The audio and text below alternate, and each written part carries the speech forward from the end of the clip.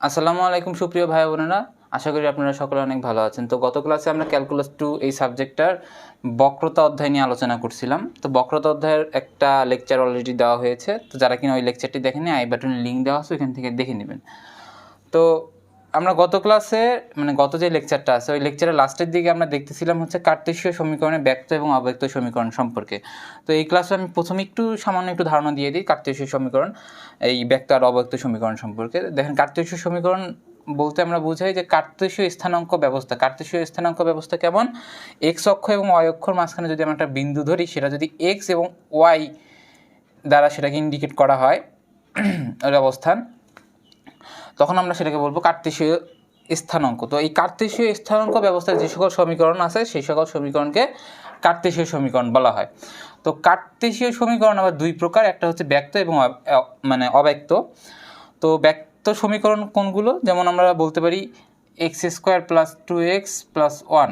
আমরা যদি Y equal two এরকম বলি যে ওয়াই ইকুয়াল টু হচ্ছে এটা একটা সমীকরণ, ওয়াই সমান সমান হচ্ছে x square plus 2x plus 1। তো এই x square plus 2x plus 1 এই পাশে কিন্তু এই পাশের মানটা কার উপর নির্ভর করতেছে? আমরা দেখতে পাচ্ছি হচ্ছে এক্সের উপর নির্ভর করতেছে, কারণ এক্সের মান আমি যদি ভিন্ন ভিন্ন নেই তো এই সমীকরণটার মান ভিন্ন ভিন্ন হইতে পারে। তো ওই কারণে আমরা লিখতে পারি y equal to function of x, মানে এটাকে তো আমরা ফাংশন অফ এক্স বলেও দাবি করতে পারি। অর্থাৎ ব্যক্ত সমীকরণে কি থাকবে? এক পাশে থাকবে ওয়াই এবং অন্য পাশে থাকবে এক্সের বংশধর, এগুলা। তো এই ধরনের সমীকরণকে বলবো হলো আমরা ব্যক্ত সমীকরণ। এবং অব্যক্ত সমীকরণ সেগুলোকে এইভাবে আমরা বলতে পারি যে x square y plus x y plus 1। তো এখানে আমরা যদি একটু খেয়াল করি তখন কিন্তু এই সমীকরণটার মান শুধুমাত্র এক্সের মানের উপর নির্ভর করতেছে না, এই সমীকরণটার মান এক্স এবং ওয়াই উভয়ের মানের উপর নির্ভর করতেছে। তো এই সমীকরণটাকে আমরা দাবি করতে পারি এটা হচ্ছে এক্সেরও সমীকরণ। এই ফাংশনটাকে আমরা দাবি করতে পারি এক্সের ফাংশন এবং ওয়াইয়ের ফাংশন। শুধু এক্সের ফাংশন বললে হবে না, কারণ এটা হচ্ছে এক্স এবং ওয়াই দুইটারই ফাংশন। কারণ এক্স এবং ওয়াই দুইজনের মান পরিবর্তন করার মাধ্যমে এই সমীকরণটার মান এক এক সময় এক এক ধরনের হয়ে যাবে। তাহলে সোজা কথায় আমরা ব্যক্ত সমীকরণ বুঝবো যে শুধুমাত্র একটা ফাংশন, অর্থাৎ এক্স ফাংশনের উপর নির্ভরশীল ওয়াই, মানে ওয়াই এক পাশে থাকবে এবং অন্য পাশে হচ্ছে এক্সের বংশধরগুলো। এবং আর একটা অব্যক্ত সমীকরণ কি? ওটা হচ্ছে এক্স এবং ওয়াই দুইটারই ফাংশন হবে। তো এটা হচ্ছে ব্যক্ত এবং অব্যক্ত সমীকরণের বেসিক কনসেপ্ট। তো আমরা এই ব্যক্ত এবং অব্যক্ত সমীকরণ রিলেটেড যে ধরনের অঙ্কগুলো করব সেটা মূলত আসবে হচ্ছে এই টাইপের অঙ্কগুলো। তাহলে ব্যক্ত সমীকরণে বক্রতার ব্যাসার্ধ কী হবে? বক্রতার ব্যাসার্ধ সেহেতু রো বললাম, তার বক্রতার ব্যাসার্ধ বললে আমরা রো বুঝে নেব। তাহলে এই বক্রতার ব্যাসার্ধটা কার? ব্যক্ত সমীকরণের। তাহলে রো ইকুয়াল টু কী হবে? ব্র্যাকেটে 1 plus y1 square bracket close, power কত? 3/2, এবং নিচে কত হবে? y2। y1 কি এবং y2 কি? তো আমি এখানে লিখে দিই y1 হলো এক্স। এই যে আমরা যেই সমীকরণটা ব্যক্ত সমীকরণ, এই ব্যক্ত সমীকরণটাকে কি করব? এক্সের সাপেক্ষে একবার অন্তরীকরণ, এক্সের সাপেক্ষে একবার অন্তরীকরণ, সেটা হচ্ছে y1। এবং y2 বলতে আমরা কি বুঝতেছি? এক্সের সাপেক্ষে দুইবার অন্তরীকরণ। তাহলে y1 মানে এক্সের সাপেক্ষে একবার অন্তরীকরণ, y2 মানে এক্সের সাপেক্ষে দুইবার অন্তরীকরণ। কাকে অন্তরীকরণ করব? এই ব্যক্ত সমীকরণটাকে, যদি ব্যক্ত সমীকরণে বক্রতার ব্যাসার্ধ নির্ণয় করতে বলে সেহেতু। এবং অব্যক্ত সমীকরণে বক্রতার ব্যাসার্ধ যদি নির্ণয় করতে বলে তখন আমরা লিখবো হচ্ছে রো ইকুয়াল টু, উপরে হচ্ছে f x square plus f y square bracket close 3/2, নিচে হচ্ছে f double x f y square minus 2 f x y f x f y plus f double i f x square. তো এই সূত্রটা দেখে অনেকেরই একটু হিজিবিজি লাগতেছে যে এই সূত্রটা আসলে কীভাবে মুখস্থ করব। তো যখন আমরা এই অব্যক্ত সমীকরণ সম্পর্কে যখন আলোচনা করব তখন এই জিনিসটা একটু ডিটেলসে আবার আলোচনা করব।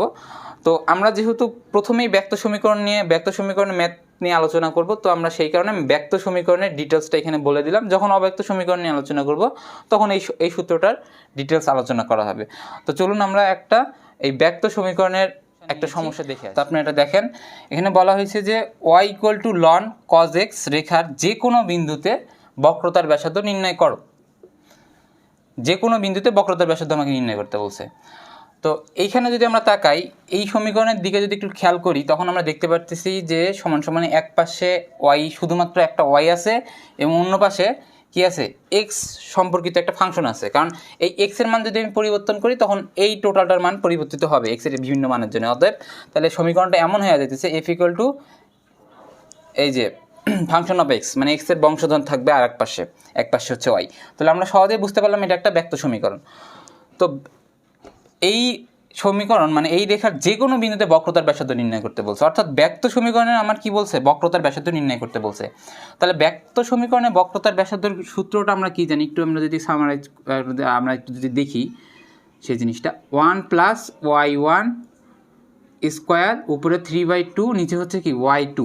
তাহলে আমরা y1 সম্পর্কে কী জানছিলাম, y1 হচ্ছে এই ব্যক্ত সমীকরণটাকে এক্সের সাপেক্ষে একবার ডিফারেন্সিয়েশন করবে, এবং y2 মানে কি, এই সমীকরণটাকে এক্সের সাপেক্ষে দুইবার ডিফারেন্সিয়েশন করব। তো এই অঙ্কটা করার সময় আমরা প্রথমেই লিখব হচ্ছে প্রদত্ত সমীকরণ। তাহলে প্রদত্ত সমীকরণ কি, y = ln cos x।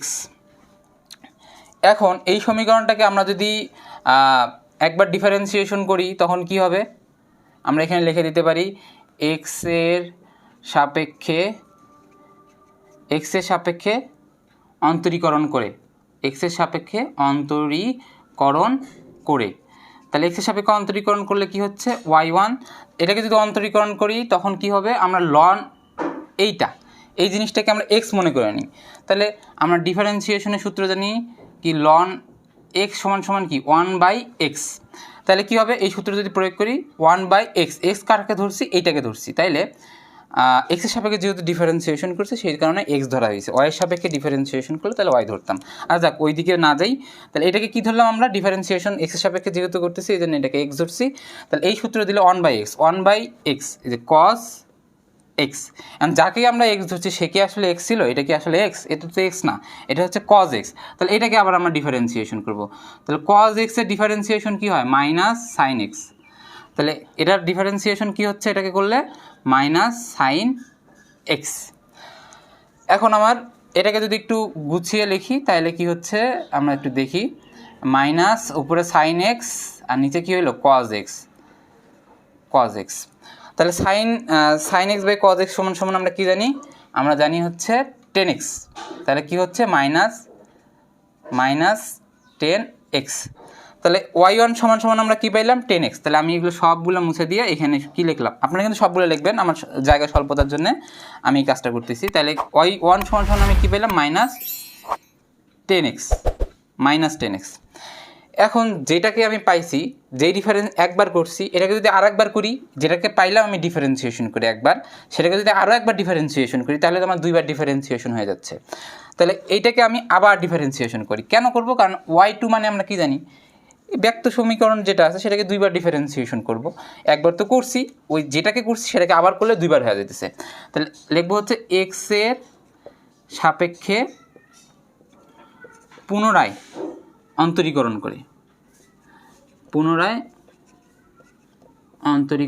করে, তাহলে কি হচ্ছে, তখন হবে y2। তাহলে কি, এটাকে আমরা যদি 10x-কে একটু দেখি, 10x-কে যদি আমরা ডিফারেন্সিয়েশন করি তখন সেটা কি হয়, sec স্কোয়ার এক্স। তাহলে মাইনাসটাকে আমরা বাইরে নিয়ে আসলাম, শুধু 10x-কে ডিফারেন্সিয়েশন করতেছি, তখন সেটার অ্যান্সারটা আমার কী দিবে, sec স্কোয়ার এক্স। তাহলে আমার ব্যক্ত সমীকরণে বক্রতার ব্যাসার্ধ নির্ণয় করতে যেই সূত্রটা আছে, ওই সূত্রতে আমার y1 এবং y2 এর মান দরকার ছিল, তো আমি y1 এবং y2 এর মান বের করে নিছি। তো এখন আমার কাজ হচ্ছে এই সমীকরণটার মাধ্যমে আমার বক্রতার ব্যাসার্ধটা নির্ণয় করা। তো রো ইকুয়াল টু আমরা লিখি এখানে দেখি কি হয়, 1 + y1 এর উপর হোল স্কোয়ার। তাহলে y1-কে আমার হলো -10x স্কোয়ার, এটাকে আমরা সেকেন্ড ব্র্যাকেট দিই, যেহেতু একটা ফার্স্ট ব্র্যাকেট দিছি, উপরে হলো 3/2, এবং নিচে y2 এর মান কত, -sec স্কোয়ার এক্স। তো এখন আমরা একটু খেয়াল করি, 1 যেমন সামনে রাখি, এই স্কোয়ারটা মাইনাসের উপর কী হবে, মাইনাসের উপর যদি স্কোয়ার দিই তাহলে ওটা হয় প্লাস। তাহলে 10-এর উপর প্লাস যেহেতু তার লেখার প্রয়োজন নেই। আবার আমি বলি মাইনাসের উপর এই স্কোয়ারটা চলে যাবে, তাহলে প্লাস হয়ে গেল। এই স্কোয়ারটা 10-এর উপর গেলে 10 স্কোয়ার এক্স, 10 স্কোয়ার এক্স, তাহলে 10 স্কোয়ার এক্স 3/2। আর কি থাকলো আমার, এই মাইনাসটা যেটা নিচের মাইনাসটা ওটা আমি সামনে লিখলাম, তাহলে সেক স্কোয়ার এক্স। আমরা কিন্তু ত্রিকোণমিতিতে একটা সূত্র দেখছিলাম, সূত্রটা হলো এইরকম যে sec square x minus 10 square x equal to কত, 1। তাহলে এটাকে কিন্তু আমরা এইভাবে লিখতে পারি যে সেক স্কোয়ার এক্স সমান সমান 1 প্লাস 10 স্কোয়ার এক্স। এই জিনিসটা আমরা দেখি, এখানে 10 স্কোয়ার এক্স আছে, 10 স্কোয়ার এক্স, তাহলে 10 স্কোয়ার এক্সের বদলে আমরা কী লিখতে পারি, সেক স্কোয়ার এক্স। তাহলে এইভাবে আমরা লিখতে পারি যে সেক স্কোয়ার এক্স, আর উপরে কি থাকলো 3/2, নিচে গিয়ে সামনে মাইনাসটা দিয়ে দিলাম, সেক স্কোয়ার এক্স। তো এখন আমরা কিন্তু এই যে মাইনাসটা সামনে দেই, এই সেক স্কোয়ার এক্সকে পাওয়ারে কি হয়, পাওয়ার কি থাকে, যদি পাওয়ারের উপর পাওয়ার থাকে সেটা হলে গুণ হয় পাওয়ারের সাথে। তো আমরা এটাকে এইভাবে লিখতে পারি সেক এক্স স্কোয়ার, তাহলে এখানে 2 এটার সাথে গুণ হবে 3/2। আচ্ছা, এই জিনিসটা যদি একটু না বোঝেন, আমি বুঝার কথা তবু আমি একটু বলে দিই। এখানে স্কোয়ার আর 3 যদি থাকে, তাহলে পাওয়ারের উপর যদি পাওয়ার থাকে তাহলে আমরা কী করি, ওটাকে গুণ করি। তাহলে কি হয়, এক্স 2 গুণন 3 সমান সমান x⁶। এইরকম এটাকে চিন্তা করি, এটার উপরে পাওয়ার আছে, পাওয়ারটা কী হলো, এই পাওয়ারের সাথে গুণ হলো, তো গুণ হয়ে 2 গুণন 3/2, আর নিচে কে আছে সেক স্কোয়ার এক্স। তাহলে এই 2 আর এই 2 কাটা গেলে কি থাকে, শুধুমাত্র সেকের পাওয়ার কত থাকে, সেকের পাওয়ার শুধুমাত্র থাকে তখন কত, 3। আচ্ছা, এটাকে কিন্তু আমরা চাইলে এইভাবে লিখতে পারি স্কোয়ার। তাইলে এখানে হচ্ছে দুইটা সেক এক্স, এখানে হচ্ছে 3টা সেক এক্স। তাহলে এটা যদি কাটাকাটি করি তাহলে আমার থাকে কি, শুধুমাত্র সেক এক্স। কিন্তু আমার তো এটা মাইনাস মান চলে আসছে, কিন্তু বক্রতার ব্যাসার্ধ যেহেতু, এটা ব্যাসার্ধ কি কখনো মাইনাস হতে পারে, কখনো মাইনাস হতে পারে না। তো এই মাইনাসটা দূর করার জন্য আমরা কি করব, এই যে টোটাল লাইনের মধ্যে আমরা পরম মান দিয়ে দেবো, কারণ এটা যেহেতু মাইনাস হয়েছে, মাইনাস হইলেও পরম মান কী হয়, সেটাকে প্লাস বানিয়ে দেয়, কারণ বক্রতার মানে ব্যাসার্ধ জন্মগত কী হয়, প্লাস হয়। এই কারণে আমরা পরম মান ইউজ করতে, যাতে কখনো মাইনাস না হইতে পারে।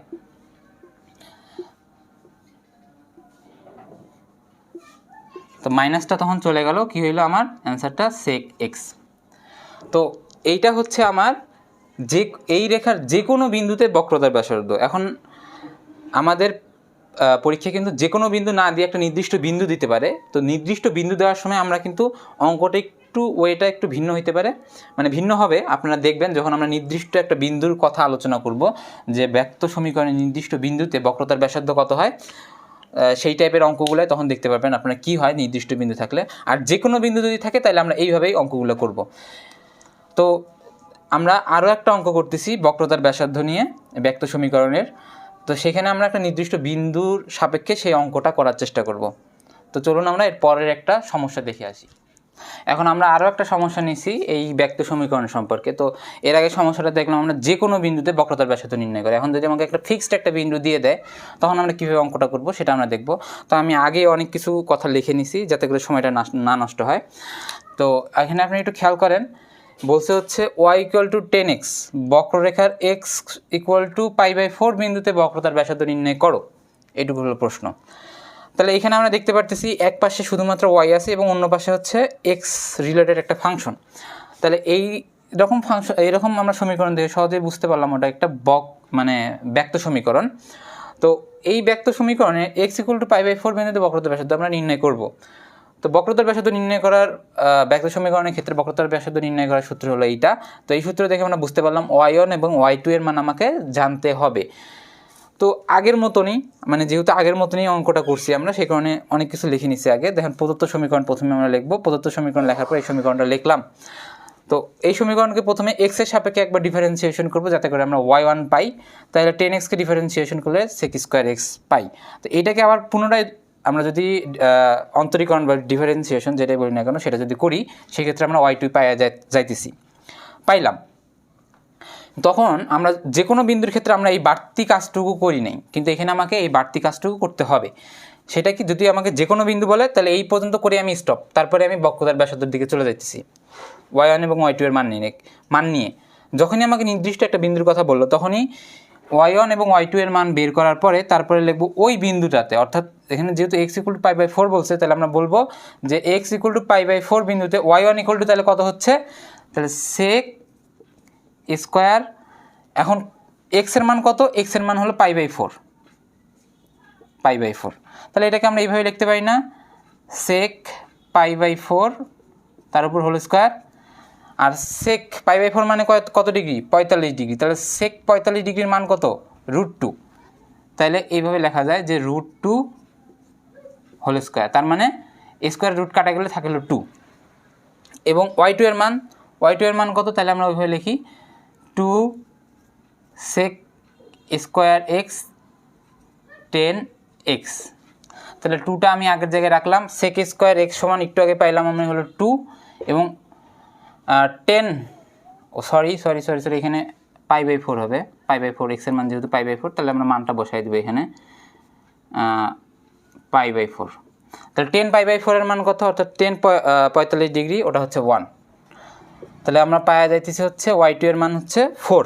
তাহলে এই y1 এবং y2 এর মান এখন আমি এই বক্রতার ব্যাসার্ধর ক্ষেত্রে প্রয়োগ করি, দেখি তাহলে বক্রতার ব্যাসার্ধটা আমার বের হয়ে যাবে।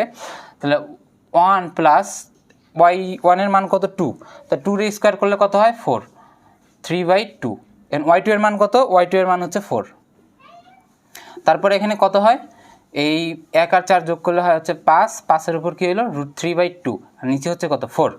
তো একটা জিনিস আমরা এখানে দেখে নেই, x এর পাওয়ার যদি 3/2 হয়, এটাকে কিন্তু আমরা এইভাবে লিখতে পারি, x পাওয়ার হচ্ছে 1 প্লাস হাফ, এভাবে কিন্তু লেখা যায়। তো এটাকে যদি আমরা একটু ভেঙে লিখি, তাহলে x এর উপর পাওয়ার একটা 1 চলে যায়, আর হচ্ছে এই হাফটা x এর উপর কত হয়, হাফ হয়, x যেমন নেই, আর x এর পাওয়ার হাফ মানে কত, √x, তার মানে এক কথায় বলা যায় যে এইরকম যদি থাকে 3/2 যদি পাওয়ার থাকে, তাহলে আমরা লিখতে পারি x √x, ঠিক আছে, এইটুকু আমরা মনে রাখবো, এইটুকু মনে রাখার দরকার নেই, এইটুকু হচ্ছে মানে বোঝার স্বার্থে।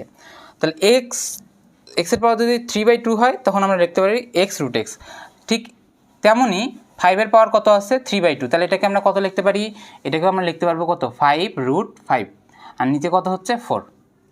তো এইটাই হচ্ছে আমার যে এই সমীকরণ, অর্থাৎ এই ব্যক্ত সমীকরণে বক্ররেখার x = π/4 বিন্দুতে বক্রতার ব্যাসার্ধ হচ্ছে আমার এই যে এইটা।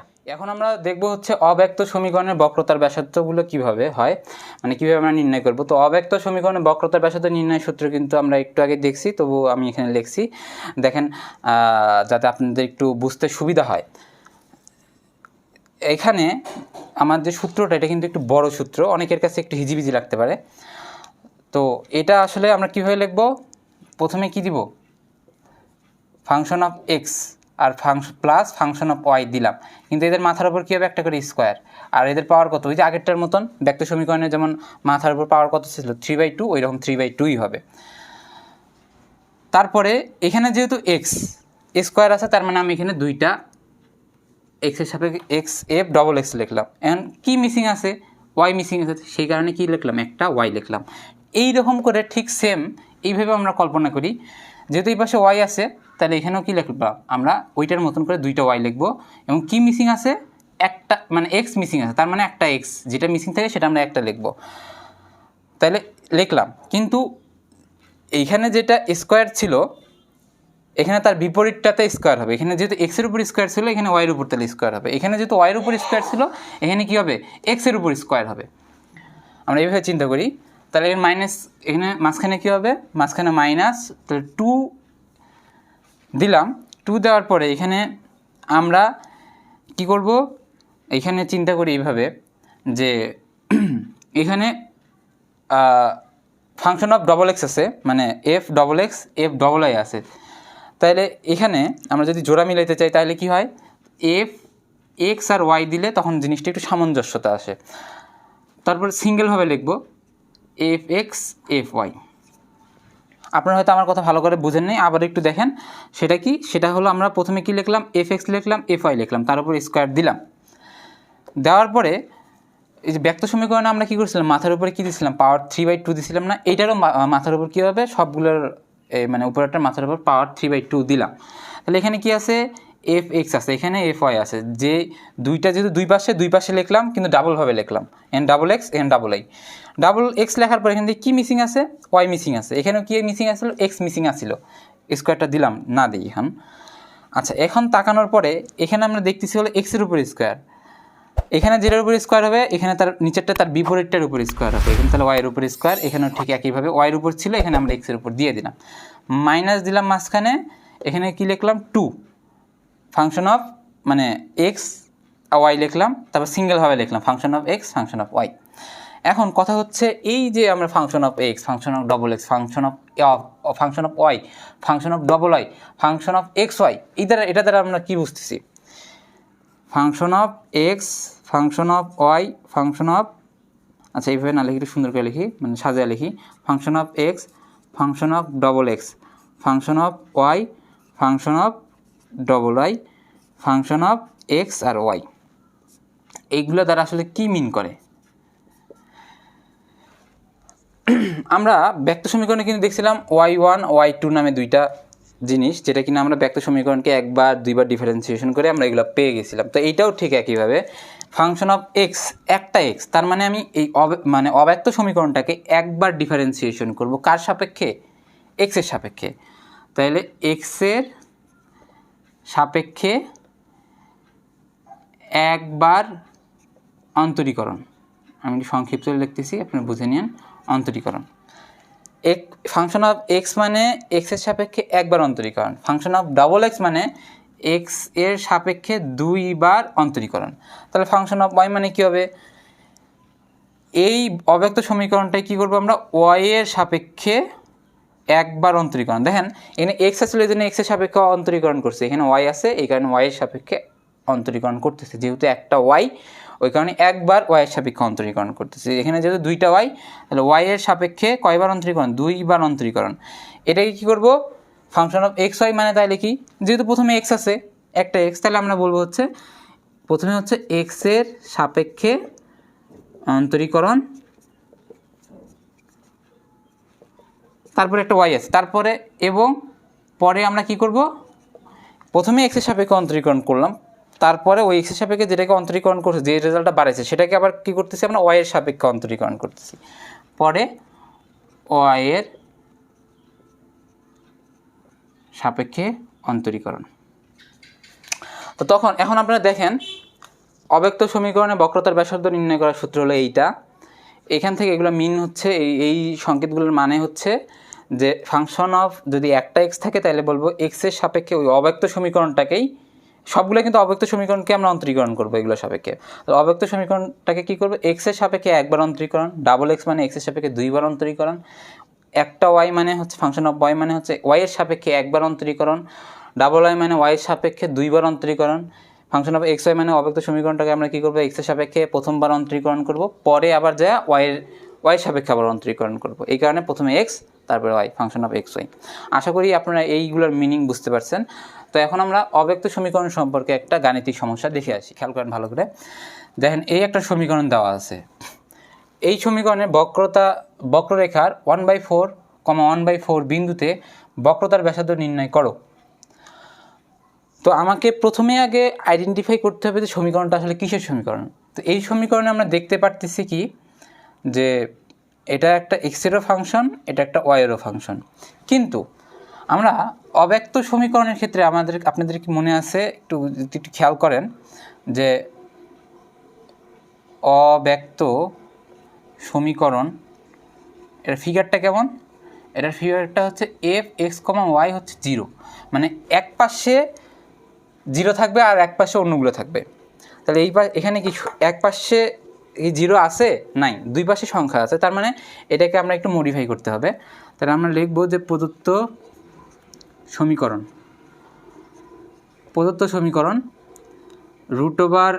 √x প্লাস √y -1, আমি কিন্তু এক লাইনে করলাম।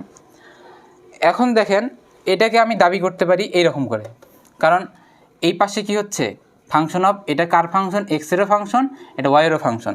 তাহলে এই রকম একটা আমার স্ট্রাকচারে চলে আসলো। তাহলে এই স্ট্রাকচারে চলে আসা মানে কি, এটা হলো আমার একটা অব্যক্ত সমীকরণ, ঠিক আছে। তো আমরা এর পাশে একটু বোঝার সুবিধার্থে লিখে দিই যে অব্যক্ত সমীকরণের বক্রতার ব্যাসার্ধ। অব্যক্ত সমীকরণের বক্রতার ব্যাসার্ধ কী হবে? রো ইকুয়াল টু কত? F x square plus f y square power হবে 3/2। এখানে যেহেতু এক্স আছে তাহলে এই পাশে লিখব ডাবল এক্স, এবং কি মিসিং আছে? ওয়াই মিসিং আছে, তার উপর একটা স্কোয়ার মাইনাস, আচ্ছা মাইনাসটা পরে লিখি, প্লাস দিলাম ওই পাশে প্লাস, এখানে কি আছে? ওয়াই, তার মানে এখানে লিখবো আমরা double y, f double y, আর কি মিসিং আছে? এক্স মিসিং আছে, এবং এখানে যেহেতু ওয়াইয়ের উপর স্কোয়ার এখানে হবে এক্সের উপর স্কোয়ার, আর মাঝখানে কী হবে? 2 এফ ওয়াই, তাহলে এফ এক্স এফ ওয়াই। এটা হচ্ছে অব্যক্ত সমীকরণের বক্রতার ব্যাসার্ধ নির্ণয় সূত্র। তাহলে এটাকে কি বলতে পারি? ইহা একটি কি সমীকরণ? অব্যক্ত সমীকরণ। ইহা একটি অব্যক্ত সমীকরণ। তাহলে ধরি f x comma y equal to কত? √x plus √y minus 1। তো এই সূত্রের দিকে তাকাইলে আমরা দেখতে পারতেছি কার মান দরকার আমার এখানে এফ এক্সের মান দরকার, এফ ডাবল এক্সের মান দরকার, তারপর কার মান দরকার? এফ ওয়াই এর মান দরকার, এফ ডাবল ওয়াই এর মান দরকার, আর হচ্ছে এফ এক্স আর ওয়াই এর মান দরকার। এই 5টা মান আমাকে নির্ণয় করতে হবে, তারপরে আমি ওইখানে জাম্প করতে পারি। তো প্রথমেই আমার দেখতে হবে যে এফ এক্সের মান কত, মানে এফ এক্স মানে কি? ওই অব্যক্ত সমীকরণটাকে আমরা এক্সের সাপেক্ষে একবার ডিফারেন্সিয়েশন করব।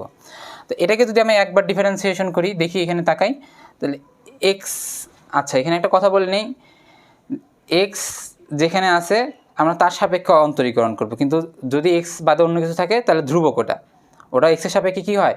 ধ্রুবক, আর ধ্রুবকের মান কী হবে? 0 হবে। তো এইখানে এক্স আছে একটা, আচ্ছা এখানে একটু দেখিয়ে দিই, যেহেতু প্রথমবার আমি আমার সূত্রগুলো দেখে দিতেছি, পরবর্তীতে কিন্তু সেগুলো যখন রিপিট হবে তখন কিন্তু আর দেখাবো না, আমি একবারই দেখাই দেবো। তো দেখেন এখানে √x-কে আমরা প্রথমে ডিফারেন্সিয়েশন করব, তাহলে এটাকে আমরা লিখতে পারি কিন্তু এইভাবে, ddx, এক্সের পাওয়ার কত? হাফ, তাহলে পাওয়ারটা সামনে আসবে, পাওয়ার হাফ সামনে আসলো এবং পাওয়ার থেকে 1 বিয়োগ যাবে, এক্স লিখলাম, পাওয়ার হচ্ছে হাফ থেকে 1 বিয়োগ, তাহলে হাফ থেকে 1 বিয়োগ গেলে কত থাকে? হাফ থেকে 1 বিয়োগ গেলে থাকে হলো -1/2। এটাই কিন্তু আমরা এইভাবে লিখতে পারি 1/2, ওই x ইনভার্স -1/2কে এইভাবে লেখা যায় 1/x-এর পাওয়ার হাফ। এই x-এর পাওয়ার হাফ নিচে হচ্ছে x-এর পাওয়ার হাফ, তো এটাকে কিন্তু আমরা চাইলে এইভাবে লিখতে পারি, √x লিখতে পারি, ঠিক আছে। তো এই দুইটা জিনিসকে যদি আমরা কম্বাইন করি, একসাথে করি, তাহলে এই ঘরে লেখা যায় 1/2√x। তাহলে √x-কে যদি আমরা ডিফারেন্সিয়েশন করি তাহলে আমরা কি পাই? 1/2√x। তাহলে এটাকে ডিফারেন্সিয়েশন করলে আমি পাইতেছি 1/2√x। এখন আমি যদি ওয়াইয়ের দিকে তাকাই, এখানে কোনো এক্স আছে, আমি যদি এক্সের সাপেক্ষে ডিফারেন্সিয়েশন করতেছি, এখানে তো ওয়াই, এ তো এক্স না, তাহলে এটা কি? একটা ধ্রুবক, তাহলে এটার মান হবে 0। এটার মানও কী হবে? এটা একটা যেহেতু 1 যেহেতু একটা ধ্রুবক, তাহলে এটাও হবে 0। তাহলে টোটাল যদি যোগ করি তাহলে আমার এফ এক্সের মান কত বাড়ায়? 1/2√x। এখন এফ ডাবল এক্স মানে আমাকে এই অব্যক্ত সমীকরণটাকে এক্সের সাপেক্ষে 2বার ডিফারেন্সিয়েশন করতে হবে। এখন আমাকে এক্সের সাপেক্ষে 2বার ডিফারেন্সিয়েশন করতে হবে, এফ ডাবল এক্স মানে হচ্ছে এক্সের সাপেক্ষে অব্যক্ত সমীকরণটাকে 2বার ডিফারেন্সিয়েশন। আপনি একটু খেয়াল করেন যে আমি কিন্তু অলরেডি এক্সের সাপেক্ষে একবার ডিফারেন্সিয়েশন করছি, এটাকে যদি এই অ্যান্সারটাকে যদি আমি আবার ডিফারেন্সিয়েশন করি তখন 2বার ডিফারেন্সিয়েশন হয়ে যাচ্ছে। তো এইটাকে কী করবো? আমি আবার ডিফারেন্সিয়েশন করব। এটা একটু দেখে দিতেছি, পাশে দেখে দিই, দেখেন এখানে ddx নিচে হচ্ছে 2√x। এখানে কি হবে? ধ্রুবকটাকে আমরা বাইরে বের করে নিয়ে আসবো, ধ্রুবকটাকে 1/2 হচ্ছে ধ্রুবক, 1/2 ধ্রুবক, তাহলে আমরা ডিফারেন্সিয়েশন করতেছি কাকে? 1/√x-কে, 1/√x। এখানে একটু লিখি এই লাইনটা, তাহলে 1/2 তো বাইরেই থাকলো, আর এটাই কিন্তু এইভাবে লেখা যায় ডিডি এক্স, চাইলে আমরা এটাকে এক্সকে এইভাবে লিখতে পারি 1/x ইনভার্স হাফ। তাহলে ধ্রুবকটা বাইরে, এটাকে আমরা এখন ডিফারেন্সিয়েশন করতেছি। তাহলে পাওয়ারটা সামনে চলে আসবে, পাওয়ার কত হাফ, হাফ সামনে চলে আসলো এবং পাওয়ার থেকে 1 বিয়োগ যাবে। তাহলে এক্স লিখলাম, পাওয়ার থেকে 1 বিয়োগ, পাওয়ার লিখলাম, পাওয়ার হলো মাইনাস হাফ থেকে 1 বিয়োগ। তাহলে এইটাকে, এই দুটাকে আমরা গুণ করে লিখি, কত হয় -1/4 এবং এইটাকে কত হয় এক্স মাইনাস কত, লসাগু করলে হচ্ছে হলো 3/2 হচ্ছে 1/4। এখন আমি চাইলে এটা যেহেতু আছে এক্স ইনভার্স 3/2, এটাকে আমরা এভাবে লিখতে পারি 1/x 3/2। আচ্ছা, এটা কেন লেখা যায় একটু দেখিয়ে দিই, আপনারা অনেকেই জানেন, তবু দেখিয়ে দিতেছি। এক্স ইনভার্স 2, তার মানে এটা কিন্তু আমরা এইভাবে লিখতে পারি 1/x²। তো ঠিক এইভাবে এক্স ইনভার্স 3/2 এটাকে আমরা লিখতে পারতেছি 1/3/2। তো এটাকে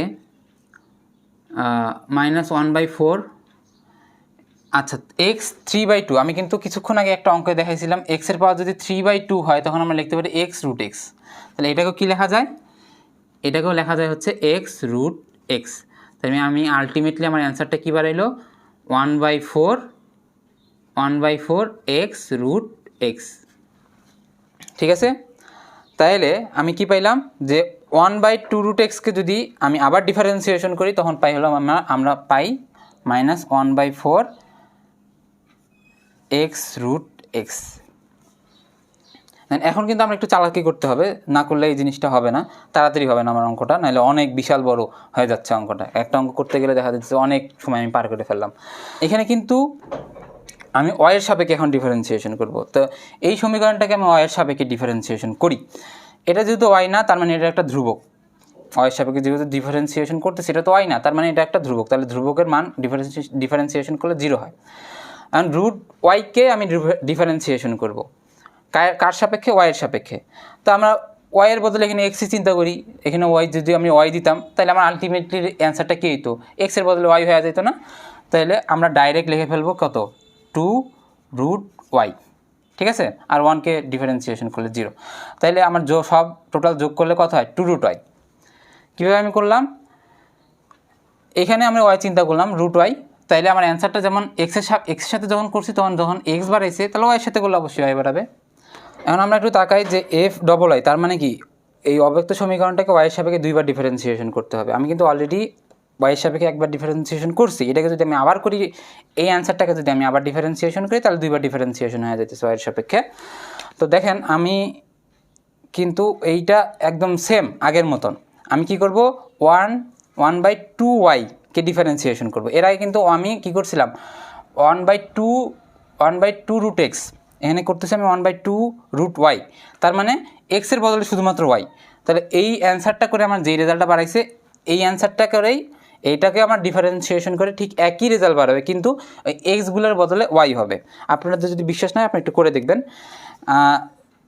এখানে কি হবে। তাইলে ডিফারেন্সিয়েশন এটাকে করলে আগের মতন 1/4y√y। আচ্ছা, এখন আসতেছি হচ্ছে f(x, y).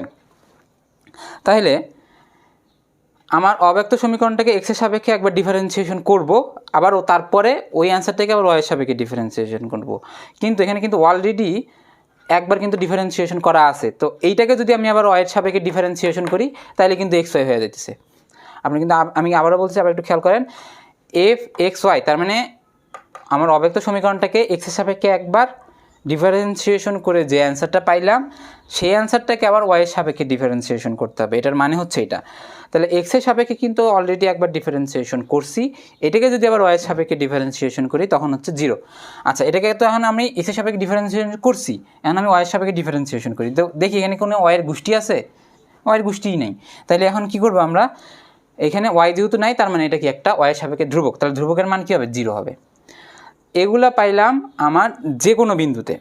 আপনি আবার একটু খেয়াল করেন, যদি প্রশ্নটা আমার এইভাবে আসে যে এই রেখাটা দিয়ে দিল এত বক্ররেখার এই যে এক বিন্দু আমার দিল না, বললো যে কোনো বিন্দুতে বক্রতার ব্যাসার্ধ নির্ণয় করো, তাহলে এই যেইগুলো মান পাইলাম এই মানগুলো আমি যদি ওইখানে বসায় দেই, এই সূত্রতে যদি আমি অ্যাপ্লাই করি তখনই আমি কী পাওয়া যাব, যে কোনো বিন্দুতে বক্রতার ব্যাসার্ধের মান পেয়ে যাব। এখন যেহেতু আমার এখানে নির্দিষ্ট ইন্ডিভিজুয়াল একটা আমাকে বিন্দু দিয়ে দিছে, তাহলে আমি ওই বিন্দুতে এগুলার মান নির্ণয় করবো। এগুলার মান ওই বিন্দুতে কত কত, এই বিন্দুতে এগুলার মান যত হয় সেই মানগুলোকে যদি আমি ওই অব্যক্ত সমীকরণে বসাই, তখন আমি এই বিন্দুতে অব্যক্ত সমীকরণের ব্যাসার্ধের মান পেয়ে যাব।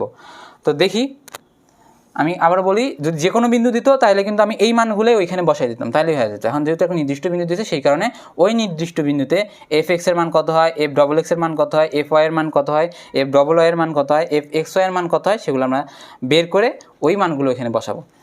তো আমরা এখানে বলবো, তারপরে নিচের লাইনে বলবো যে 14,14 এত বিন্দুতে এফ এক্স, এটা কিন্তু এক্সের মান, প্রথমটা হচ্ছে এক্সের মান, পরেরটা হচ্ছে ওয়াইয়ের মান। আপনারা অনেকেই জানেন, তবু আমি বলে দিলাম। দেখেন তাহলে কি হবে, এক্সের মান কত, 1/2। এখন 1/2 আর সরি, এখানে 1/2, এখানে রুট এক্স, তাহলে রুট এক্সের মান কত, এখানে বলছে 1/4। তাহলে কত হচ্ছে, উপরে থাকলো 1, নিচে হচ্ছে 2, রুট করলে এটাকে মান হচ্ছে 1/2। তাহলে কাটাকাটি করলে মান কত থাকে, শুধুমাত্র 1 থাকে। তাহলে এফ এক্সের মান 1 পাইছি। তারপরে এফ ডাবল এক্সের মান কত পাওয়া যায় দেখি, -1/4 এক্স। আচ্ছা, এখানে এক্সের মান কত, এক্সের মান হচ্ছে 1/4, তারপর root x into root x মানে 1/4, তারপর রুট।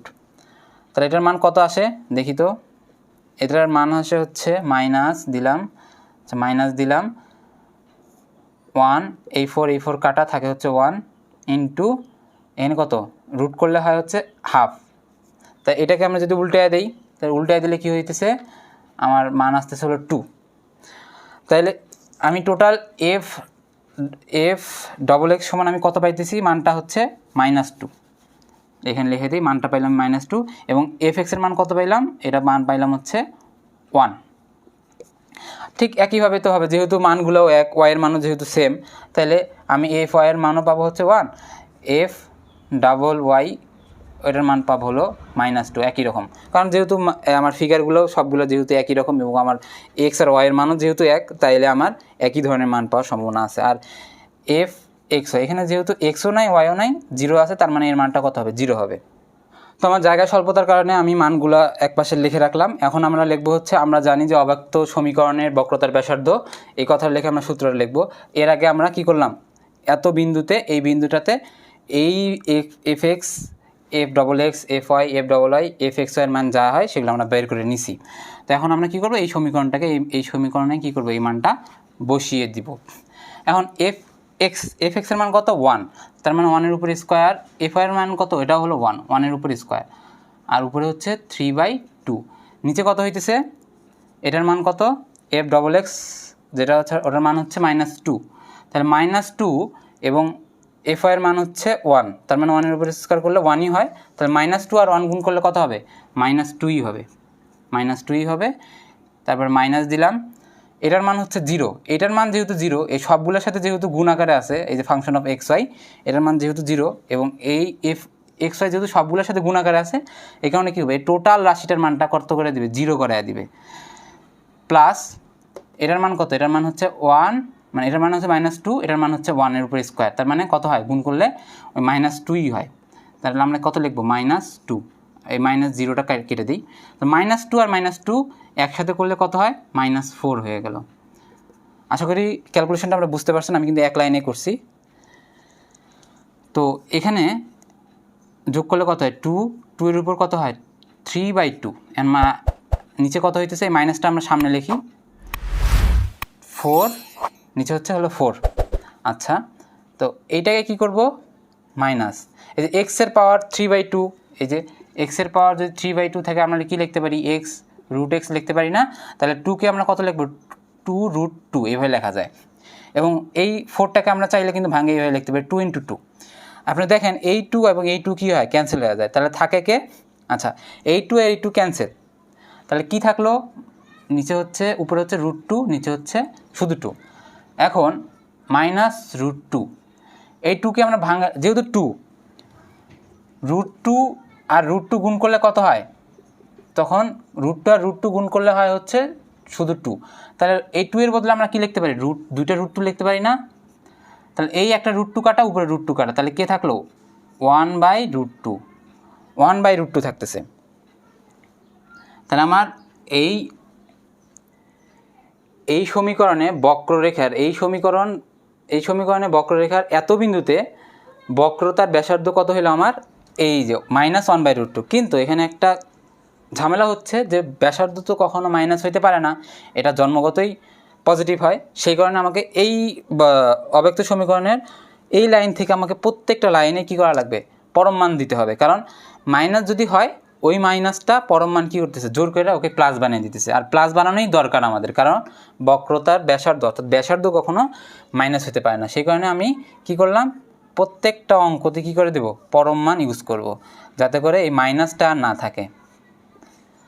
পরম মান ইউজ করার কারণে কি হবে? এখানে মাইনাস আর থাকবে না। তো আমার বক্রতার যে অব্যক্ত সমীকরণের যে বক্রতার ব্যাসার্ধ সেটা হলো 1/√2। আশা করি আপনারা বুঝতে পেরেছেন। তো এরপরে আমরা ব্যক্ত আর অব্যক্ত সমীকরণ নিয়ে আরও কিছু প্রবলেম সলভ করব, যেগুলো কিনা কোনো না কোনো সালে আসছে এবং যেগুলো খুবই ইম্পর্ট্যান্ট। তো আশা করি আপনারা পরবর্তী ক্লাসটা দেখবেন। এবং আরও একটি কথা, এই বোর্ডে অঙ্ক করানোর সময় দেখা যাবে যে অনেক বিশাল বিশাল অঙ্ক আছে যেগুলো কিনা বোর্ডে করানো সম্ভব না, তখন কিন্তু আমরা এই খাতায় প্র্যাকটিস করার চেষ্টা করব। মানে বোর্ডে তখন তো সম্ভব হবে না, কারণ অঙ্কগুলো বিশাল বিশাল অঙ্ক হয়ে যাবে, তখন আমরা খাতায় প্র্যাকটিস করার চেষ্টা করব। আশা করি আপনাদের ভালো লাগবে। তো আজকে এই পর্যন্তই। সবাই ভালো থাকেন, সুস্থ থাকেন। আগামী ক্লাস দেখার আমন্ত্রণ জানিয়ে আজকে এই পর্যন্তই। আল্লাহ হাফেজ।